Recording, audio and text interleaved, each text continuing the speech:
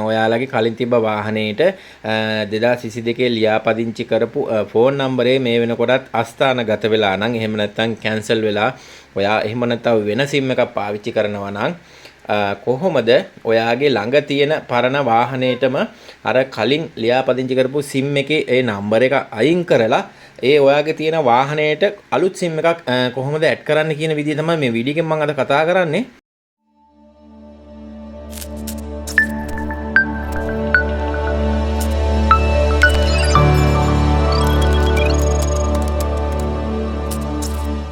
ඉතින් මේ QR ප්‍රශ්නය ලොකුවටම යනවා මේ වෙනකොටත් අපේ මේ ලංකාව ඇතුලේ මේ ඇති වෙලා තියෙන යුදමය ගැටලු නිසා.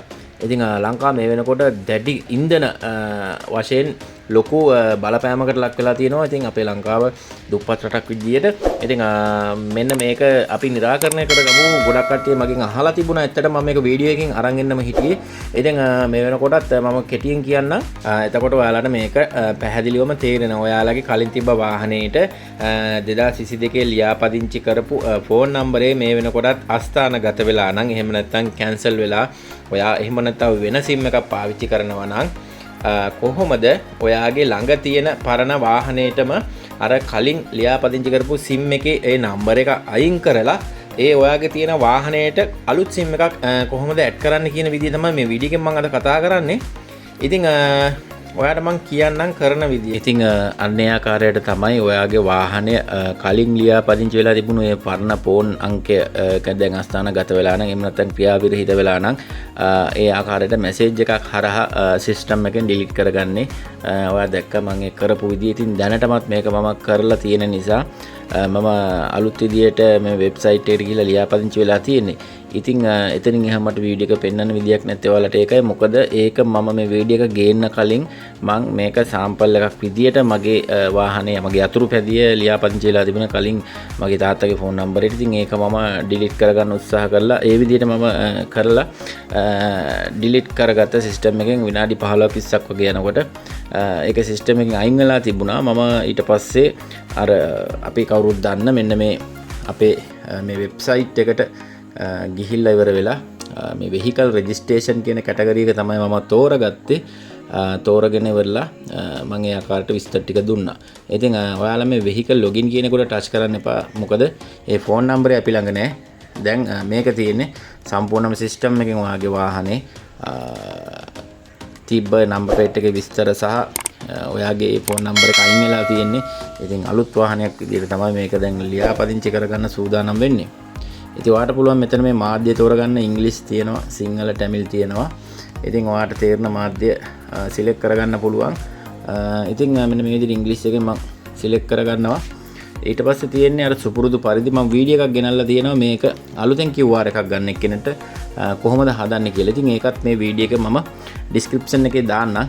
එහෙම නැත්නම් ඔයාට වීඩියෝ එකේ උඩ මේ වැටෙන කී ටැග් එකකින් ගිහලා ටච් කරලා බලන්නත් පුළුවන්. මෙන්න මේ විදිහට ඔයාට පුළුවන් ඔයාගේ ඩෙන්ටිටි නම්බරය දාන්න. එහෙම නැත්නම් මෙතන තියෙනවා පාස්පෝර්ට් එක සහ ඔයාගේ ව්‍යාපාර ලියාපදිංචි නම්බර එක දාන්න පුළුවන්. ඉතින් මේක විශේෂයෙන් මතක් කරන්න ඕනේ ඔයාගේ දැන් මේ තියෙන වාහනේට අලුත් ෆෝන් නම්බර එක ඇඩ් කරන නිසා අලුත් ෆෝන් නම්බර එක තමයි දාන්න ඕනේ මෙතනට.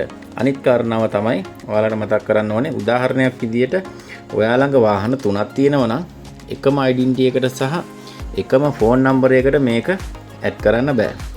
වාහන 3ක් තියෙනවා නම් ඩෙන්ටිටි නම්බර් 3ක් අවශ්‍යයි සහ ෆෝන් නම්බර් 3ක් අවශ්‍යයි. මම කියපු දේ පැහැදිලි ඇති ඔයාලට.